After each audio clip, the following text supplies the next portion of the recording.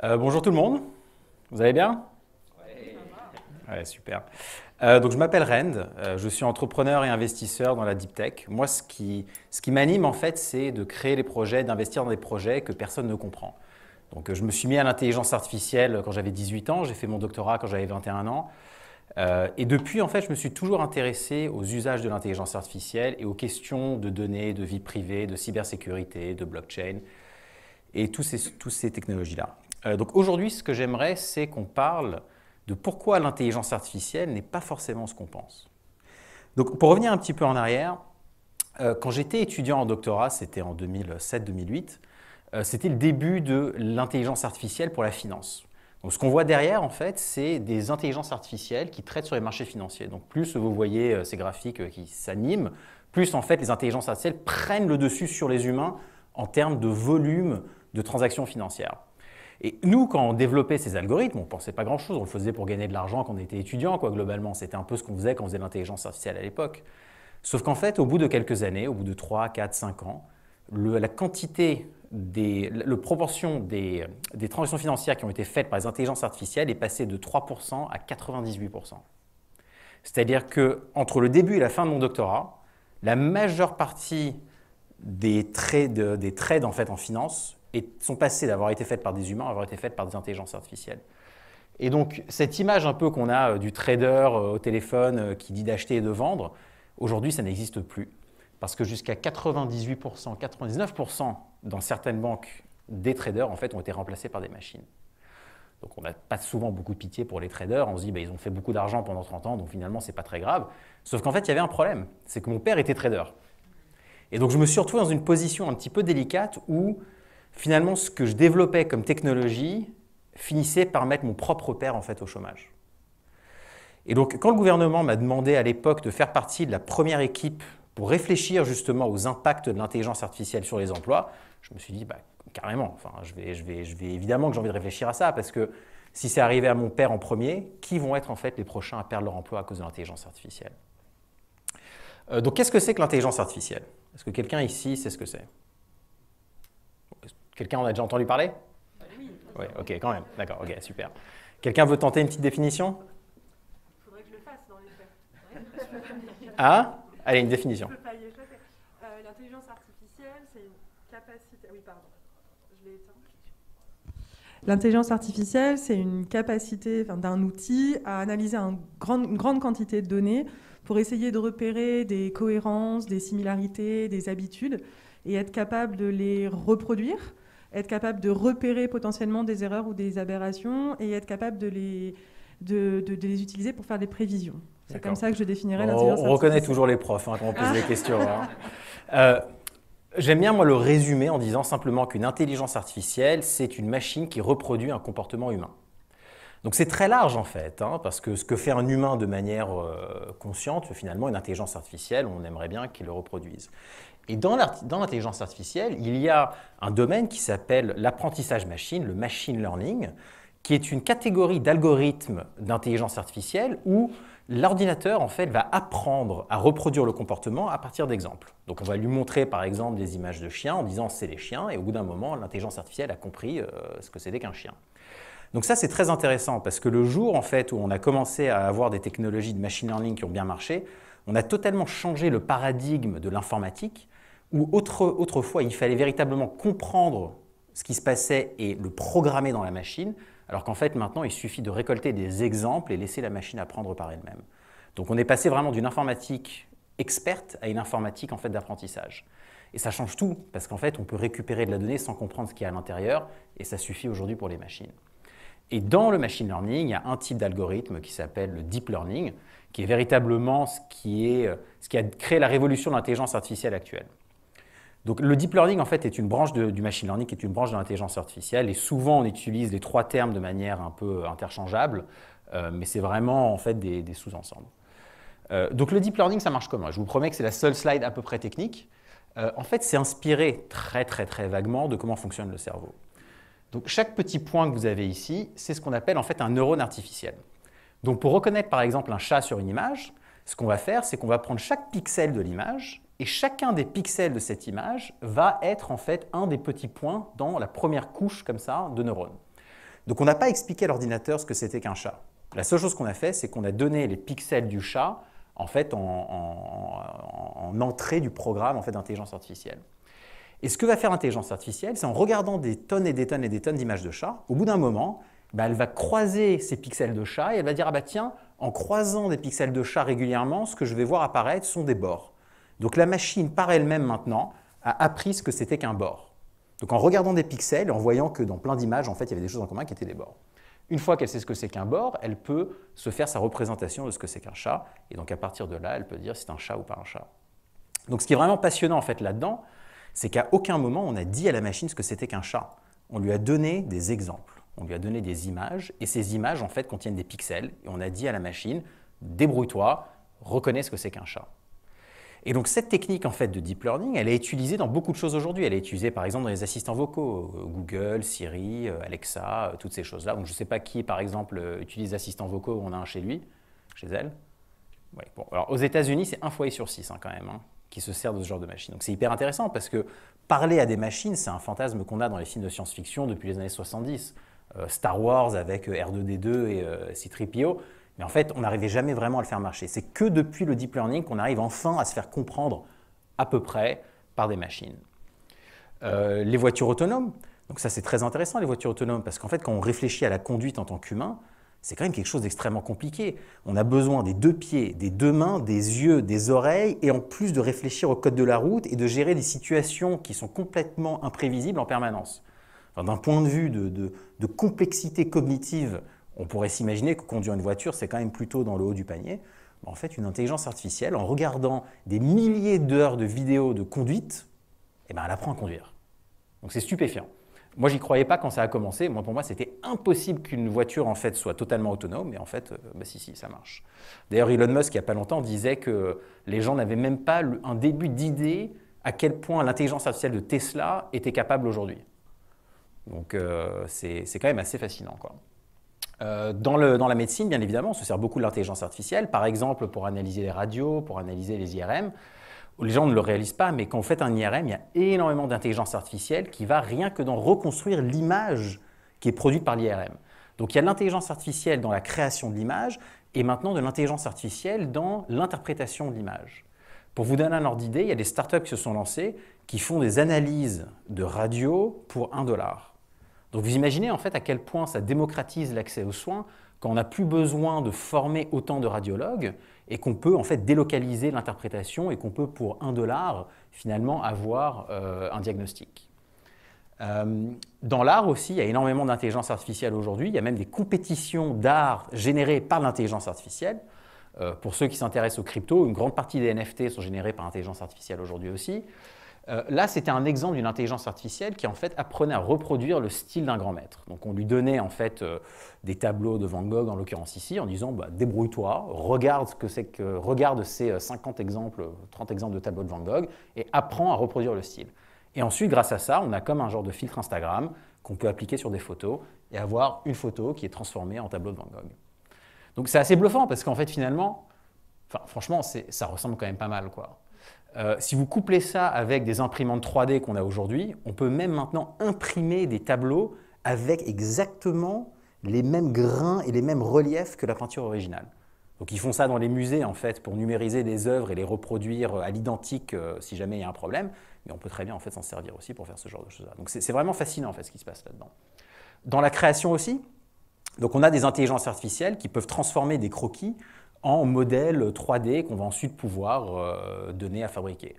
Donc ça, pareil, ça démocratise totalement la création parce que n'importe qui aujourd'hui avec un stylo est capable en fait d'inventer quelque chose et de l'envoyer à produire. Donc on n'a plus besoin d'apprendre à nous servir en fait de ces outils de modélisation 3D qui sont extrêmement compliqués. On n'a plus besoin forcément d'apprendre les proportions. On a juste besoin en fait finalement d'avoir des idées. Donc oui, c'est pas parfait. Oui, on voit bien qu'il y a un peu des défauts, mais donnez encore 5-10 ans à cette intelligence artificielle et vous serez incapable de faire la différence avec quelque chose qui aurait été fait par un professionnel. Ça, ce sont des chercheurs en intelligence artificielle très connus. Vous les reconnaissez? Non? Non, c'est normal parce qu'en fait, ils n'existent pas. Ce sont des portraits d'humains qui ont été générés totalement à partir de rien par des intelligences artificielles. Donc on a demandé à des intelligences artificielles de regarder des portraits d'humains. On leur a dit voilà 1 million de photos d'humains. Inventez-nous des humains. Donc voilà, et ben là, ça a inventé 3 humains. Vous pouvez aller sur le site même, ça s'appelle thispersondoesnotexist.com, un truc dans le genre. Et à chaque fois que vous rafraîchissez le site, ça crée un portrait de quelqu'un qui n'existe pas. Donc c'est sympa, c'est bluffant d'un point de vue de technologie, mais pensez un petit peu à l'impact que ça a sur l'authenticité des informations, du contenu qu'on voit aujourd'hui. Comment est-ce que vous pouvez, quand on a une technologie comme ça, être sûr que la photo que vous regardez, que la vidéo que vous regardez, que le son que vous entendez est authentique?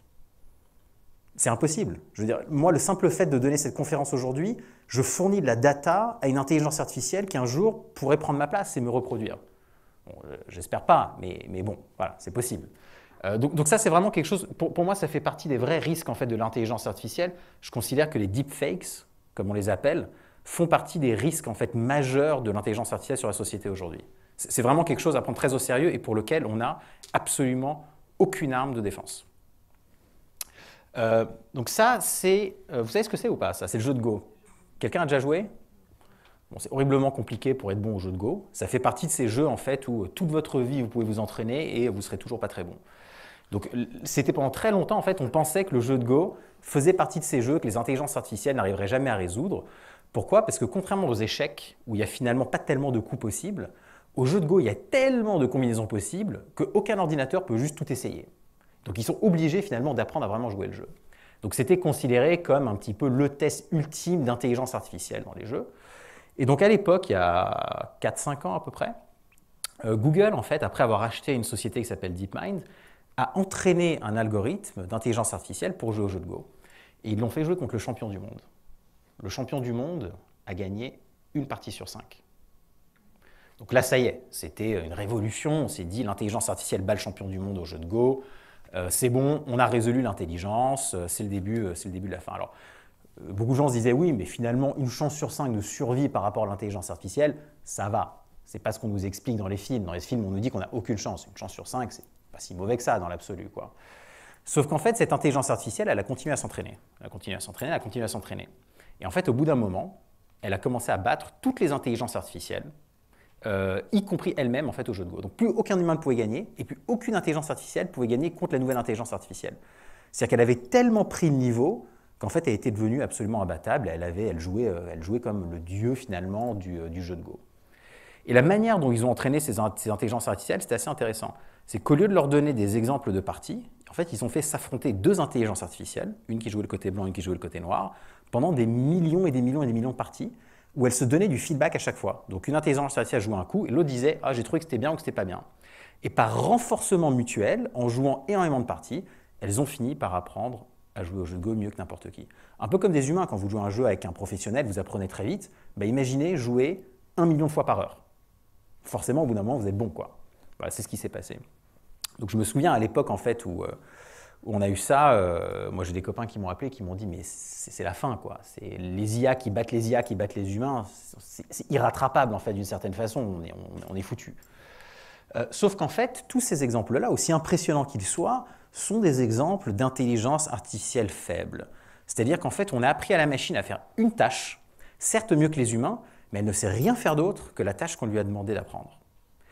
Donc elles sont finalement un petit peu bornées, donc il n'y a pas de risque en fait de dérive ou de débordement parce que ces intelligences artificielles finalement ne savent rien faire d'autre.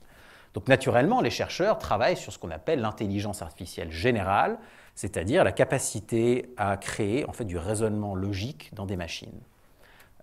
Ça, c'est un autre problème. Parce que si une machine qui vient d'apprendre à jouer au jeu de Go comprend que le jeu de Go a des similarités avec tel autre jeu, du coup, en fait, elle a un petit peu une certaine forme d'autonomie dans son apprentissage. On ne sait pas ce qu'elle est capable de faire en fait, à partir de là. Sauf qu'en fait, les intelligences artificielles dont on parle souvent, qu'on voit dans les films, elles vont encore plus loin que ça, en fait. Ce sont des intelligences artificielles qui sont véritablement humanoïdes. Hein, tous ces films avec ces robots qui ont des sentiments et qui ont de la conscience, ce n'est pas que de l'intelligence artificielle logique, c'est également en fait, de l'intelligence artificielle émotionnelle. Et donc quand on regarde vraiment la définition de ce que c'est que l'intelligence humaine, c'est de l'intelligence logique, votre QI, avec de l'intelligence émotionnelle, votre QE. Et toute l'intelligence artificielle qu'on a aujourd'hui n'est globalement que capable en fait de faire de l'intelligence logique. On n'a aucune façon de créer de l'intelligence émotionnelle dans une machine avec les technologies actuelles. Donc c'est plutôt rassurant. Mais après, on peut se demander, mais finalement, à quoi sert l'intelligence émotionnelle? À quoi sert l'intelligence émotionnelle?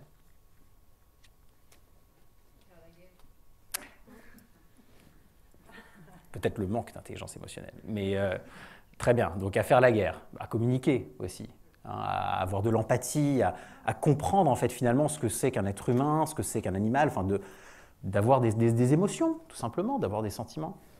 Et en fait, ça va beaucoup plus loin que ça. L'intelligence émotionnelle, en réalité, c'est la parade qu'a trouvé notre cerveau quand il n'y a pas de réponse logique au problème. Donc, je vais vous donner un exemple. Ceci est un piège à voiture autonome. La voiture autonome, elle conduit mieux que n'importe quel humain. Son QI est de 1 milliard.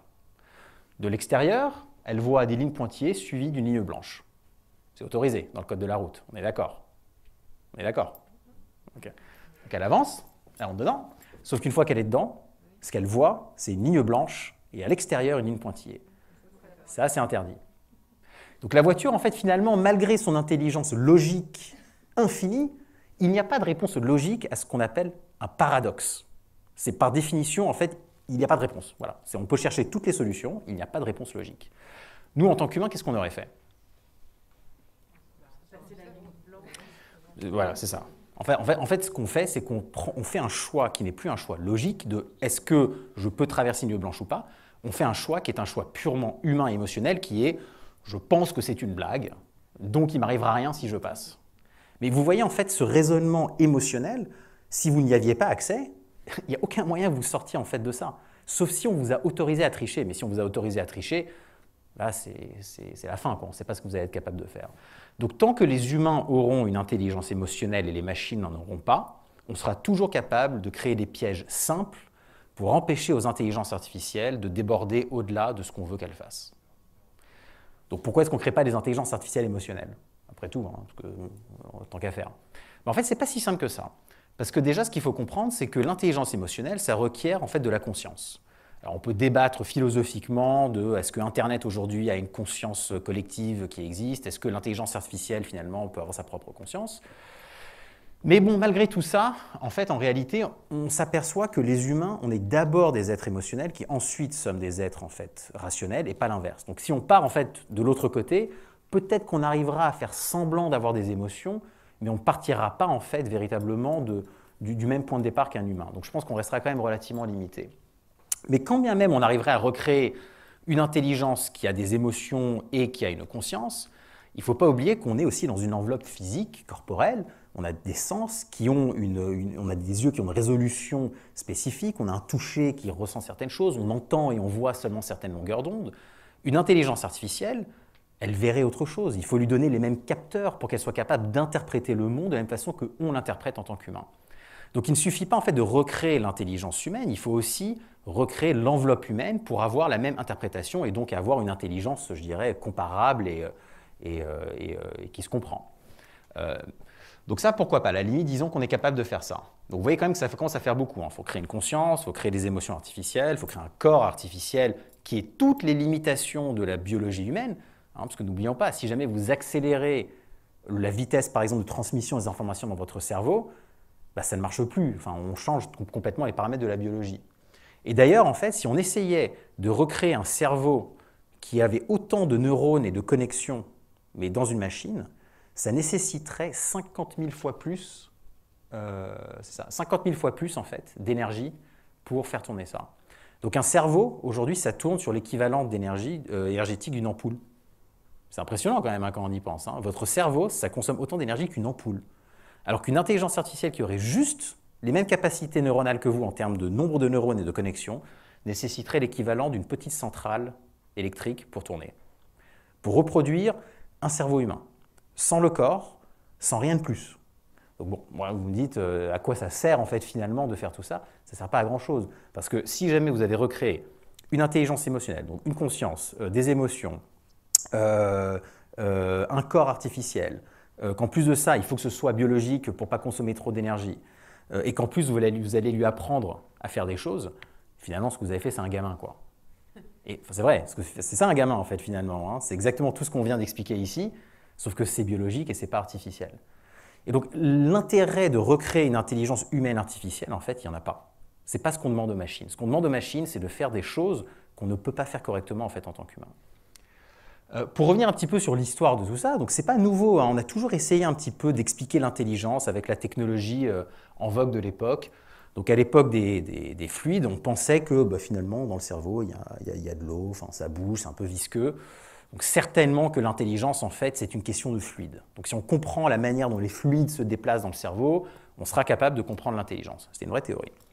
Ensuite, à l'époque de Descartes, il y avait tout le mouvement mécaniste où on s'était dit, mais finalement, oui, la mécanique, ce sont des rouages, l'intelligence, c'est des rouages, donc le cerveau, c'est comme des rouages, il faut juste comprendre, en fait, les rouages de la machine.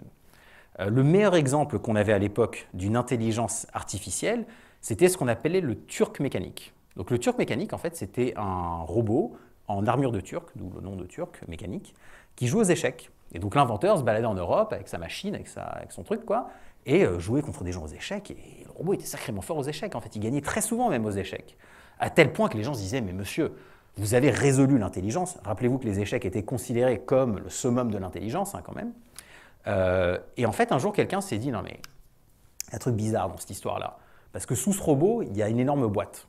Donc l'inventeur disait, oui, non mais, les gars, dans cette boîte, je ne peux pas vous montrer ce qu'il y a, parce que c'est mon secret de fabrication, si je vous montre ça, je perds en fait ma propriété intellectuelle. Sauf qu'en fait, dans cette boîte, quelqu'un a ouvert un jour, il y avait quoi? Il y avait un humain. En fait, il y avait un humain qui déplaçait les pions. Donc le turc mécanique, la preuve ultime d'intelligence mécanique de l'époque, en fait, était une supercherie. À tel point d'ailleurs que c'est resté dans le langage aujourd'hui, et on appelle un turc mécanique un humain qui se fait passer pour une machine. Donc c'est un vrai terme dans le langage, quoi.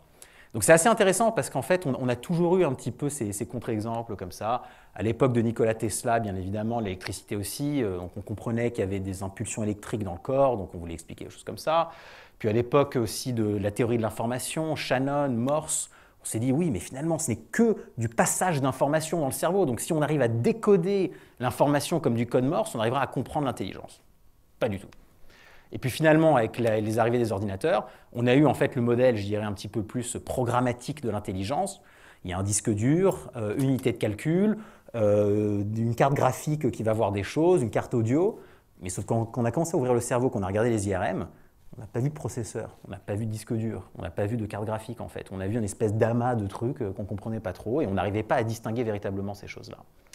Et donc l'intelligence artificielle, le machine learning, en tout cas aujourd'hui, c'est juste, je dirais, la tentative moderne d'explication de l'intelligence humaine qui va dans la lignée finalement de 1000 ans de fascination avec vouloir en fait finalement tout représenter de manière scientifique.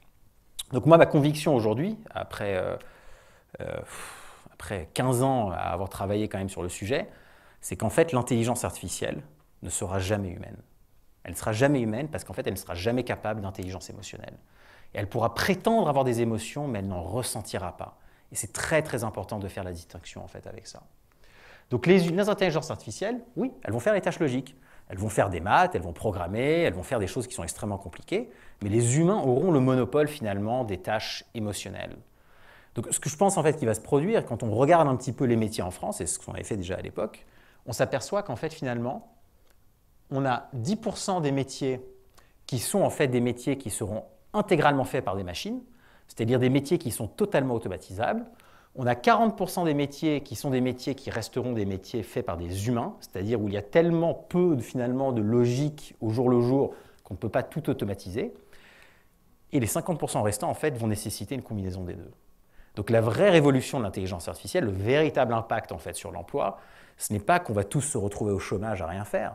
C'est qu'en fait, en réalité, on va tous devoir utiliser des outils d'intelligence artificielle dans nos métiers, dans notre quotidien. C'est un outil que des humains vont utiliser.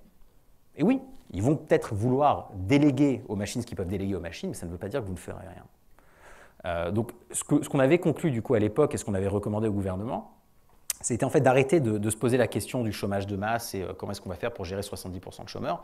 C'était plutôt de se poser la question de comment est-ce qu'on va faire pour que la moitié des travailleurs soient capables de s'approprier ces outils d'intelligence artificielle et s'en servir. Et donc ça, finalement, c'est des questions d'apprentissage en continu, c'est-à-dire qu'il faut constamment en fait, se former à ces nouvelles technologies au fur et à mesure qu'elles sont de plus en plus capables pour être capable de les intégrer en fait, au jour le jour dans nos métiers. C'est vraiment ça l'enjeu de l'intelligence artificielle. Ce n'est pas un enjeu de Terminator, ce n'est pas un enjeu de chômage, c'est un enjeu d'apprentissage. Si vous n'apprenez pas aux gens à se servir de l'intelligence artificielle, on sera largué. Et ceux qui arriveront à se servir de ces technologies auront beaucoup trop d'avance en fait sur les autres. Donc pourquoi je vous parle de tout ça? Je vous parle de tout ça parce qu'en fait, le futur, on nous le décrit un peu souvent comme ça. Donc ça, c'est une scène du 5e élément. C'est oppressant. C'est oppressant. Ouais, voilà. Pourtant, c'est toujours comme ça qu'on nous le représente, le futur. Hein, du flicage en permanence, de la publicité, des immeubles très technologiques, des robots partout. Mais en fait, quand on demande aux gens, vous voulez quoi? C'est quoi le futur idéal? C'est quoi votre vie dans 40 ans? En fait, ce qu'ils disent, c'est plutôt ça. Moi, ce que je veux, c'est arrêter de travailler, je veux être à la plage, je veux être en vacances, je veux être tranquille. Et peut-être qu'elle est là vraiment, la révolution de l'intelligence artificielle. Ce n'est pas de se faire remplacer par les machines, mais c'est plutôt de déléguer aux machines les choses qu'on n'a plus envie de faire, jusqu'à un tel point qu'on aura peut-être suffisamment de temps libre pour être quasiment tout le temps en vacances. Voilà, merci.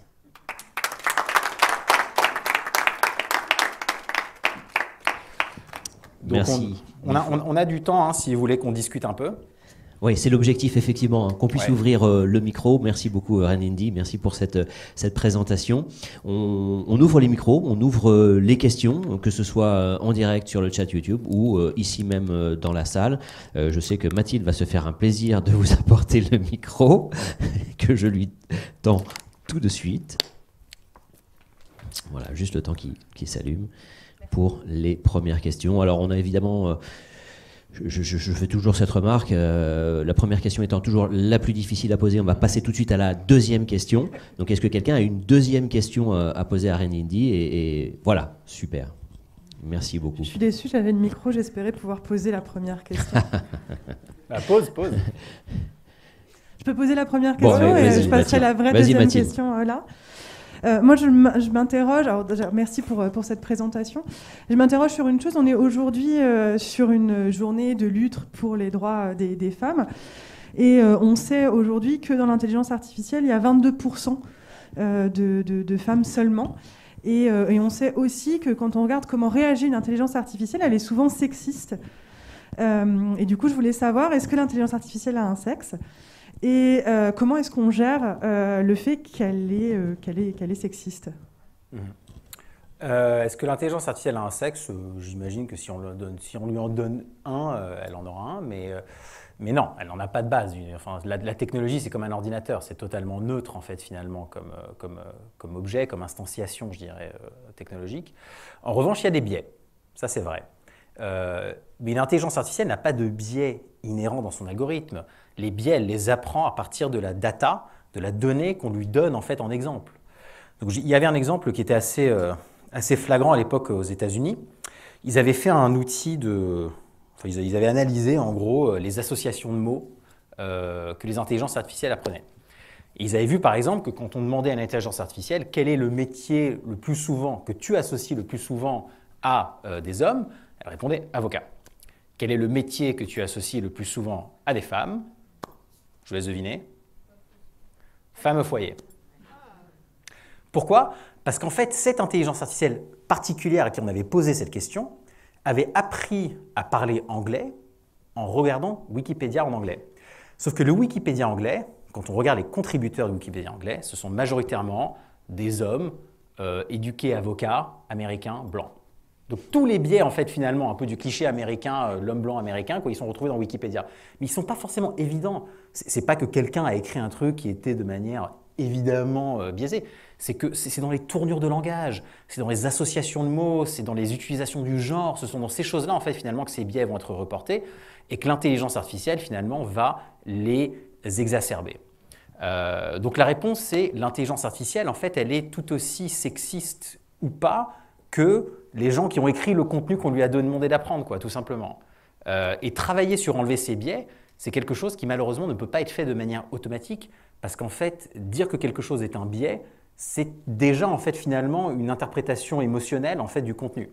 Et donc il faut des humains constamment qui regardent en fait les intelligences artificielles et qui testent en fait des exemples et essayent de voir comment elles peuvent le corriger. Donc ça, c'est un vrai métier en fait, corriger des intelligences artificielles pour enlever les biais. C'est un sujet qui est énorme, quoi. Le souci, finalement, c'est que l'intelligence artificielle se nourrit de data. Ça renvoie aussi au chatbot de Microsoft qui s'appelait Tai, je crois, et qui était raciste, sexiste, parce qu'il piochait ses infos dans Twitter. Et donc, et comment on fait alors? Parce qu'à un moment donné, on va choisir la donnée. Comment on fait? Pour les chats, c'était pareil. Il fallait des dizaines et des dizaines de milliers de photos de chats pour qu'ils repèrent ça. Qui alimente la donnée? Qui choisit? Qui la sélectionne? Bah, justement, c'est ça tout le sujet. L'intelligence artificielle, on parle beaucoup des algorithmes. Mais en fait, les algorithmes, finalement, c'est un peu tous les mêmes au bout d'un moment. La seule chose qui fait la différence, ce sont les données. Donc la personne ou les personnes qui sont responsables en fait, de collecter ces données sont responsables de le faire de manière, je dirais, la plus propre possible. C'est comme des essais cliniques pour des médicaments. Si vous ne testez les médicaments que sur des hommes blancs de 40 ans, vous ne pouvez prendre aucune conclusion sur des femmes asiatiques de 25 ans. Ça ne marche pas, quoi. Il vous faut en fait quelque chose de représentatif. Et dans l'intelligence artificielle, c'est pareil. Il faut en fait des données qui soient représentatives des personnes avec qui cette intelligence artificielle va finir par interagir. Si vous ne faites pas ça, il y aura des biais et les conséquences sont catastrophiques. Pour revenir à l'exemple en fait, de ce que j'ai dit tout à l'heure, avocat, enfin homme versus femme et métier, imaginez que demain vous vouliez développer un algorithme d'orientation de carrière à base d'intelligence artificielle. Non, mais ce n'est pas une mauvaise idée en soi, je veux dire, pourquoi pas? Je veux dire, on analyse tout l'historique des gens et ainsi de suite. Ben, là, vous avez un vrai problème. Parce que, en fait, finalement, tout ce qu'on essaye de gommer comme biais sociétaux qu'on a accumulés depuis 50 ans vont être exacerbés par les algorithmes. Donc, ça ne marche pas. Un bon exemple de ça, ça avait été justement dans la police prédictive. Ça, c'était dingue. Ils avaient fait des algorithmes d'intelligence artificielle qui arrivaient à dire à la police « il faut aller à tel endroit patrouiller, c'est là où vous aurez le plus de chances, en fait, de tomber sur un crime. » Ça marchait, un truc de dingue. Sauf qu'en fait, ce qu'on s'apercevait, c'est qu'évidemment, les quartiers où allaient patrouiller les policiers étaient les quartiers défavorisés. Donc en fait, ces quartiers-là, parce qu'il y avait beaucoup de patrouilles de police, du coup, étaient les quartiers que les gens voyaient comme étant des quartiers où il fallait surtout pas aller. Et donc en fait, on enfonçait encore plus en fait, ces régions-là en ne créant pas de mixitude sociale, quoi. Donc en fait, même un algorithme qui avait 100% raison, à cause en fait, finalement d'un facteur, je dirais, culturel, en fait, il fallait surtout pas s'en servir. Et donc, ils ont heureusement décidé de ne pas s'en servir à grande échelle. Ça renvoie à la nouvelle de Philippe Kedic, Minority Report, qui était cette prédiction policière. C'est le job du créateur d'intelligence artificielle, celui qui crée la donnée. C'est son job, en fait, de se poser ce genre de questions. Quelle responsabilité, effectivement. Monsieur, on va vous laisser poser votre question.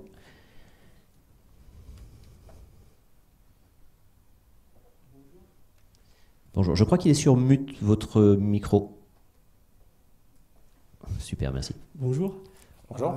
Est-ce que je pourrais poser ma question en anglais, s'il vous plaît? Pardon? Est-ce que je pourrais poser ma question en anglais? Oui, comme vous voulez. Okay, thanks. I'm a little bit concerned about the holistic... Sorry, can you just put a microphone closer? Yeah, because Okay. we don't... I'm a little bit concerned about the holistic framework you portrayed about AI. Donc monsieur est un peu se sent, alors je traduis pour les personnes qui sont en ligne, se sent un peu inquiet Je par. vais traduire après, Ah d'accord, ok, donc merci Aaron. Go ahead. Thanks. And my question is that you claim that AI cannot be a human because humans have emotions. Well, in reality, that there is a lot of people, autistic people, that they don't have emotions, but yet still they are humans. And so, again, somehow the argument cannot hold forever because AGI can have consciousness and can develop emotions. And there's a lot of scientists in MIT that are currently doing this work. I'm just trying to understand how can you define a human being without taking out emotions. So this is like actually my question. Ok. Alors, donc pour résumer, en fait, la question c'est si on part du principe que l'intelligence émotionnelle est la seule distinction qui différencie les humains des intelligences artificielles, que se passe-t-il par exemple dans le cadre des autistes qui ne ressentiraient pas autant d'émotions? Ils sont pour autant humains, donc est-ce qu'une intelligence artificielle finalement ne pourrait pas être humaine sans émotion? Voilà, en gros. Alors, déjà... Juste, Ren, peut-être on précise que autiste ne veut pas dire sans émotion, juste peut-être pour préciser. J'allais justement revenir un peu sur ça. Super. Est-ce que je réponds en anglais ou en français du coup? En français, en français, c'est bon pour vous, monsieur? Merci. Donc déjà, effectivement, pour commencer, je ne pense pas qu'on peut aller jusqu'à dire que quelqu'un autiste n'a pas d'émotion. Je pense que c'est quand même un raccourci qui est très très loin. Donc déjà, je pense, c'est déjà une hypothèse en fait qui est pas correcte. Mais même si elle était correcte, donc imaginons qu'il est possible d'avoir un humain qui n'ait aucune émotion. D'ailleurs, en fait, ça existe parce qu'il y a une maladie, en fait, il y a une maladie du cerveau qui fait qu'on ne ressent plus d'émotion. Ça existe vraiment, je ne sais plus le nom exactement. Quand on étudie en fait ces êtres humains, ce qu'on s'aperçoit, c'est qu'ils sont capables en fait de fonctionner normalement seulement s'ils ont en fait des choix extrêmement clairs à faire, c'est-à-dire quand ils ont des choix logiques. Mais quand on leur demande en fait de faire des choix où il n'y a pas de meilleure réponse de manière évidente, par exemple, est-ce que tu veux manger du bœuf ou du poulet? Il n'y a pas de meilleure réponse, c'est j'ai envie de manger du bœuf, j'ai envie de manger du poulet. En fait, ils ne peuvent pas faire ce choix. Donc, c'est pas qu'en fait ils font un choix, c'est qu'ils n'en font juste pas. Ils sont bloqués, comme l'exemple de la voiture en fait, dans le piège à voiture autonome. Et donc, c'est la raison pour laquelle très souvent, ce qu'on leur donne, ce sont en fait des feuilles avec des étapes à suivre pour faire tout et n'importe quoi. Donc, si tu dois décider entre du bœuf et du poulet, voilà comment tu décides. Donc, en fait, on leur donne des algorithmes en fait, finalement, de décision. Donc, on sait que quand on est privé d'émotions pour des raisons neurologiques, et ce n'est pas l'autisme, hein, là, je parle vraiment d'un truc, il y a une partie du cerveau qui a été entaillée, quoi. En fait, ce qu'on s'aperçoit, c'est que ces humains ne sont pas capables d'être autonomes quand il n'y a pas d'algorithme. Ils peuvent faire des maths, mais ils ne peuvent pas décider s'il faut sortir du cercle ou pas. Donc, on est exactement en fait, dans ce scénario-là. Mais imaginons que même si ça, ce n'était pas le cas, en fait, en réalité, on a quand même la limitation de la biologie. Ce qu'il faut comprendre, en fait, c'est qu'une intelligence artificielle, à partir du moment où on lui donne des capacités surhumaines en termes de biologie, elle ne sera plus humaine de notre point de vue. Elle sera peut-être très intelligente, mais on ne l'identifiera pas comme une intelligence artificielle, comme de l'intelligence humaine, en fait. C'est là, en fait, là où je veux en venir, c'est que c'est un peu un argument tautologique, hein, mais c'est pour dire on ne peut que dire que quelque chose est humain quand cette chose est humaine. Et si on change n'importe quel paramètre de ce qui fait qu'on est humain, par définition, ce n'est plus humain, et donc on ne peut pas le comparer, quoi. Vous voyez ? Donc ça ne veut pas dire que cette intelligence ne sera pas plus intelligente dans certains sujets, c'est juste qu'en fait, elle ne sera pas humaine. Et c'est là le point de ce que j'essaye de dire. C'est que, en fait, elle ne va jamais nous remplacer, parce qu'elle ne fera jamais ce qu'on fait exactement. Elle fera des parties, mais elle ne fera pas tout.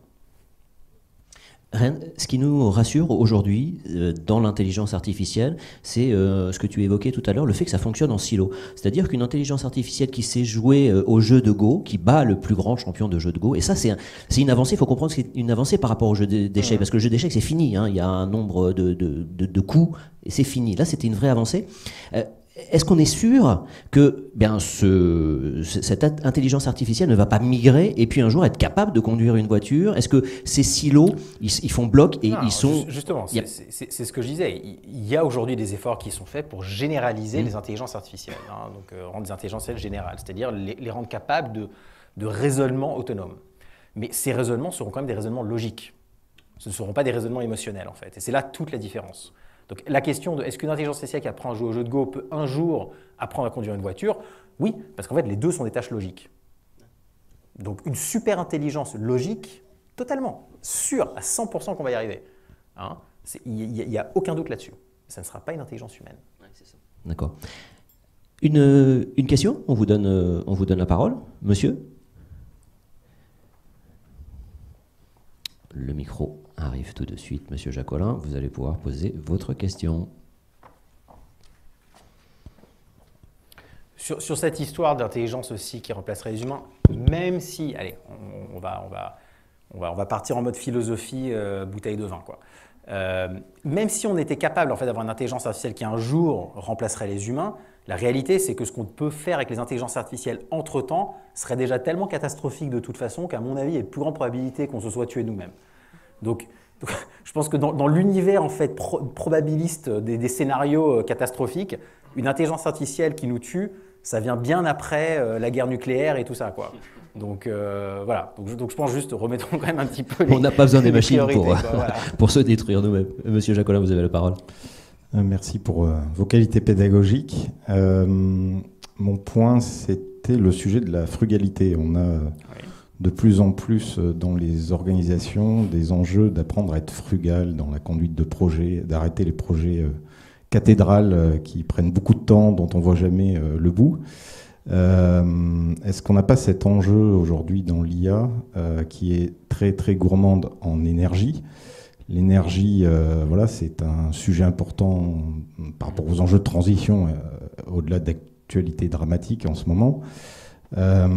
C'est probablement une des limites au développement de la blockchain. Je ne sais pas si vous mettez la blockchain dans la catégorie des IA, mais en tout cas, c'est un point. Donc, du coup, et l'IA, vous l'avez dit, hein, ça marche parce qu'il faut lui donner à manger de la data en quantité phénoménale, et tout ça, ça mange énormément d'énergie. Voilà. Par rapport à cet enjeu, est-ce que finalement, ce n'est pas une des limites au développement de l'IA, ou est-ce que les spécialistes de l'IA travaillent à cet enjeu de l'IA soit plus frugale en termes de consommation d'énergie? Alors, donc effectivement, c'est un point important, la consommation énergétique des intelligences artificielles, de l'informatique en général, je dirais. Donc il y a énormément de façons de regarder ça. Hein, c'est quand même assez compliqué comme question. Si on le regarde d'un point de vue micro, c'est-à-dire on prend une intelligence artificielle sur un ordinateur, ce qu'elle consomme, oui, c'est catastrophique, clairement, parce que ça fait énormément de calculs pour finalement faire des trucs qu'on pourrait peut-être faire assez facilement, quoi. Par contre, quand on regarde l'impact de l'IA dans son ensemble, notamment quand on applique de l'IA pour optimiser l'énergie, ce qu'on s'aperçoit, c'est ce qu'on gagne en réduction d'énergie, par exemple, dans les data centers, est beaucoup plus important en termes d'impact que le calcul nécessaire en plus à l'IA. Donc l'exemple, c'est Google. Donc Google, en fait, dans ses data centers, et on peut partir du principe que Google a quand même globalement les meilleures personnes de la Terre pour optimiser à peu près n'importe quoi chez eux, quoi. Ils ont en fait utilisé de l'intelligence artificielle pour trouver des nouvelles façons d'optimiser la consommation énergétique de leur data center. Ils ont fait baisser de 30% leur consommation. 30% à l'échelle d'un data center, sachant que les data centers, ça représente plusieurs pourcentages de la consommation énergétique du monde, c'est gigantesque. Donc là, en fait, on est vraiment dans un net positif. Quand on regarde en fait dans la globalité, l'intelligence artificielle, c'est un net positif parce qu'elle utilise ces mêmes data centers qu'elle est en train de réduire en consommation. Donc alors oui, après on peut dire oui, mais est-ce qu'on ne crée pas plus de data centers? Dans l'absolu, globalement, ce qu'on s'aperçoit, c'est que c'est énergétiquement négatif. Donc c'est plutôt une bonne chose. Encore faut-il que les gens l'utilisent, hein. Mais si tout le monde l'utilisait, il y aurait beaucoup de choses à faire. Le deuxième point, c'est qu'une grande partie en fait, de cette surconsommation électrique, elle est due au fait que les processeurs qu'on utilisait jusqu'à maintenant pour l'intelligence artificielle n'étaient pas faits pour l'intelligence artificielle. Ils étaient faits pour faire autre chose, pour faire des calculs un peu génériques. Donc l'informatique, en fait, pendant 50 ans, le but, c'était de faire des ordinateurs qui faisaient tout assez rapidement pour qu'on ne se pose pas de questions. Sauf qu'en fait, ce qu'on s'aperçoit aujourd'hui, c'est qu'il vaut mieux faire des puces qui soient dédiées à l'intelligence artificielle, parce que si on les spécialise, elles sont beaucoup moins consommatrices d'électricité. Donc on a aujourd'hui tout un tas de puces à l'intelligence artificielle. Dans votre iPhone, par exemple, il y a une puce dédiée pour les calculs d'intelligence artificielle qui consomme largement moins que si vous le faisiez sur le processeur principal. Donc, je pense que cette question-là, en fait, elle est adressée de tout un tas d'angles différents. Elle est adressée par le matériel informatique, elle est adressée par les algorithmes en eux-mêmes, elle est adressée par l'utilisation de l'IA pour améliorer la consommation en général. Donc, je pense que c'est plutôt un bon exemple, en fait, de comment, finalement, l'adoption massive d'une technologie combinée avec, en fait, des besoins, je ne sais pas comment dire en français, RSE, quoi. On dit RSE en français? Responsabilité sociétale et environnementale des entreprises. C'est déjà en anglais, RSE en français, ok. Quand on combine, par exemple, la recherche comme ça de pointe avec le RSE, en fait, les gens se posent ce genre de questions, tout simplement. Mais effectivement, il faut leur demander de se poser la question. Parce que si on ne leur dit pas que c'est un problème... Après, exactement. Là, mais surtout avec ce que tu nous as fait voir, nous on consomme 20 watts, bon, peut-être plus pour certains, moins pour d'autres, mais voilà, et par rapport à des millions de watts. Mais c'est important parce qu'encore une fois, toutes ces questions-là, que ce soit la question des biais, que ce soit la question de l'énergie, on ne se serait pas posé la question si jamais ce n'était pas quelque chose dont on devait se poser la question pour des raisons en fait, qui n'ont rien à voir avec l'intelligence artificielle en elle-même. Donc je pense que c'est un mindset dans lequel on doit être en fait qui va permettre de faire ça. Randy, on n'est pas face à un paradoxe parce que d'un côté l'humain a peur, la grande peur et qu'on lit dans des romans, dans les projections, les films de science-fiction, c'est la prise de contrôle de l'être humain par les machines et en même temps on fait tout pour que ça se développe, on fait tout pour que cette intelligence artificielle soit le plus dans notre quotidien. C'est un peu paradoxal, c'est l'être humain, ça, non, qui avance vers ce qui lui fait peur? Ah non, mais c'est la boîte de Pandore, hein. On est toujours curieux, on va voir ce qu'il y a dedans, quoi. Après, je pense que dans le cas de l'intelligence artificielle, ce qui est assez fascinant, c'est que la très grande majorité des chercheurs ont en fait finalement des considérations éthiques qui sont très fortes. C'est pour ça, par exemple, qu'une grande partie de la recherche est publiée et est rendue ouverte. C'est pour ça que les questions de vie privée d'intelligence artificielle sont souvent abordées, c'est pour ça que les questions de biais sont abordées dedans, les questions d'énergie. C'est qu'il y a en fait cette culture dans la recherche d'intelligence artificielle. Donc là, on est plutôt tombé sur un bon exemple, en fait, parce que la communauté qui développe les algorithmes est tellement personnellement impliquée sur ces questions-là qu'elles essayent en fait d'éviter ça. Mais ce n'est pas forcément le cas d'autres technologies. Il y a des technologies qu'on développe sans se poser la question du scénario catastrophique, et du coup, ça nous retombe dessus. Et d'ailleurs, j'ai envie de dire que toutes les technologies qui ont changé le monde ont permis aussi de créer des armes, et toutes les armes ont été utilisées au moins une fois. Donc c'est évident que l'intelligence artificielle va être mal utilisée, si ce n'est pas déjà le cas. Et puis on verra. Une question peut-être un petit peu plus personnelle. Qu'est-ce qui fait qu'à 18 ans, on se lance dans les questions d'intelligence artificielle? Et peut-être à ce moment-là, quels étaient tes rêves, quelles étaient tes projections? Et est-ce que ça s'est avéré? Est-ce que c'est encore loin? Est-ce que finalement, ce cheminement te satisfait? Ouais. Alors, je me suis intéressé à l'intelligence artificielle. Pourquoi? Parce qu'en fait, j'ai commencé à coder quand j'avais 10 ans. Et donc, quand je suis arrivé à l'université, je me suis dit, qu'est-ce que je vais étudier? Bah, tiens, l'informatique, comme ça, je n'aurai pas besoin de beaucoup travailler. Mais le résultat, c'est quand même que je m'ennuyais un peu, quoi. Donc, je me suis intéressé à des sujets un petit peu plus poussés, un peu plus avancés, comme l'intelligence artificielle. Et donc, j'ai découvert ça. Et en fait, ça a été pour moi une révélation. C'était en 2003.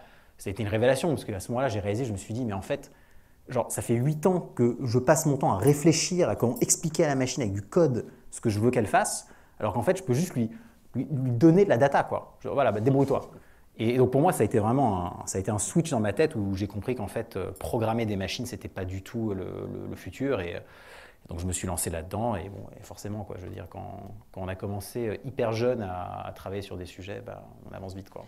Pour toi, impossible, la prise de contrôle des machines sur l'être humain, ça c'est vraiment de la science-fiction, ça n'arrivera jamais.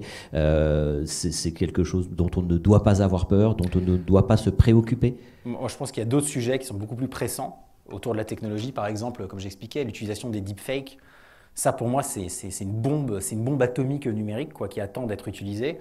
Les questions de vie privée, c'est hallucinant la quantité de données qui est récoltée sur les gens aujourd'hui, et du coup ce que les gens peuvent en faire si c'est utilisé à mauvais escient, il ne faut pas oublier ça. Pour moi, c'est ça les vrais risques aujourd'hui. C'est les biais. C'est quand en fait une IA finalement est raciste, quand une IA est misogyne. Qu'est-ce qui se passe en fait dans ces cas-là quand on ne fait rien? Ça, c'est aujourd'hui déjà comme problème. Donc oui, l'intelligence artificielle qui supprimerait des humains potentiellement un jour, c'est pas qu'on s'en fiche, c'est hyper intéressant comme question, mais c'est pas le sujet pour le moment. C'est pas le sujet. C'est pas le sujet. Je me tourne. Voilà, monsieur, une question. Oui, merci beaucoup pour cette intervention. Ma question, elle porte dans comment est-ce que vous voyez, en fait, quand je regarde cette photo, je me dis... c'est la Thaïlande. Je me dis, ça correspond à une motivation forte de l'être humain d'avoir des moments d'émotion, d'expérientiel, et c'est quelque chose où je suis consommateur.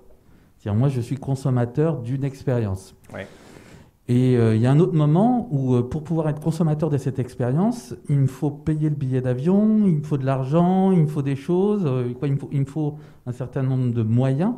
Donc il me faut des ressources pour pouvoir avoir cette expérience-là. Et donc il faut que je sois prestataire de service, c'est-à-dire qu'il faut que je fasse quelque chose. C'est-à-dire que j'ai un métier qui me permette de faire les choses.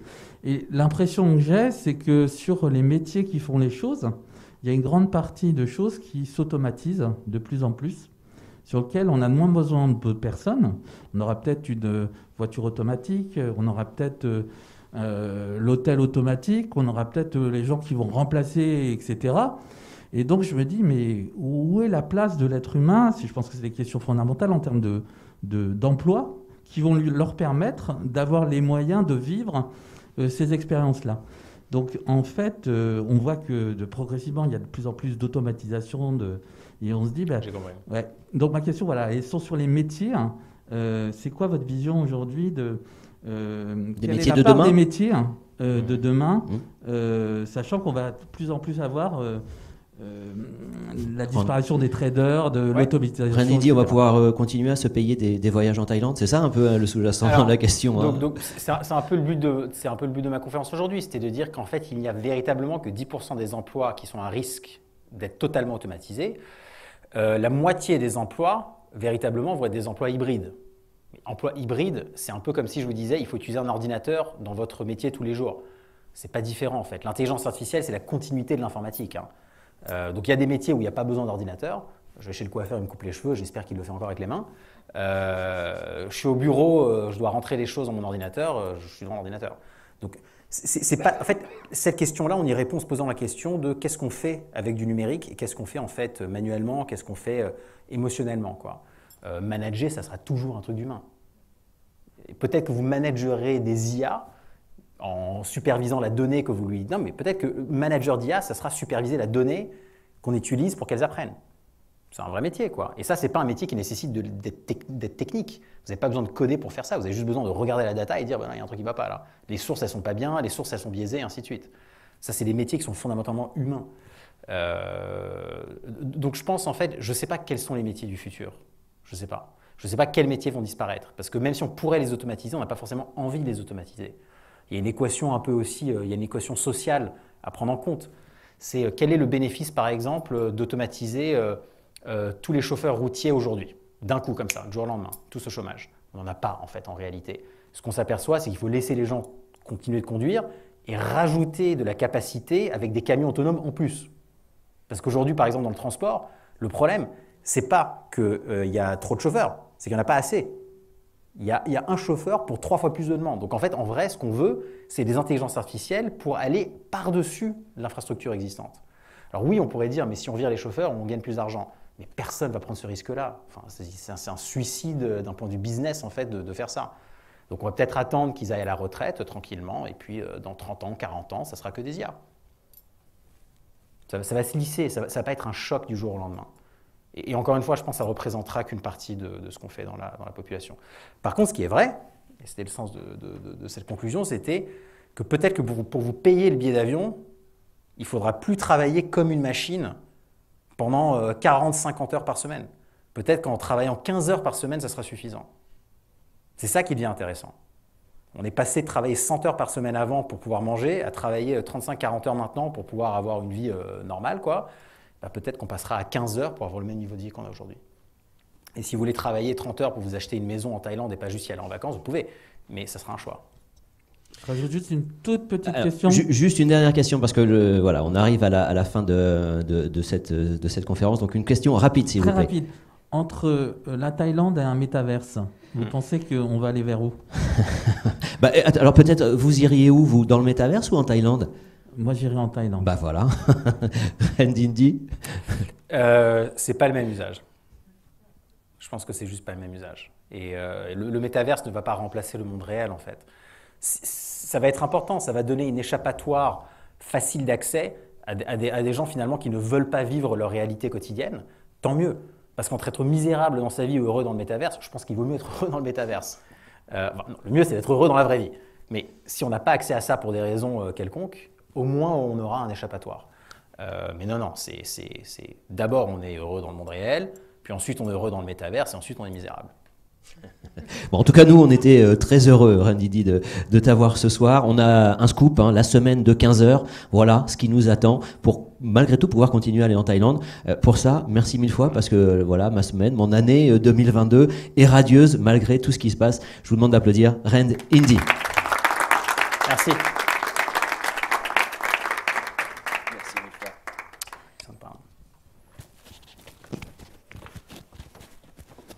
Bon, ça vous a rassuré un peu quand même ?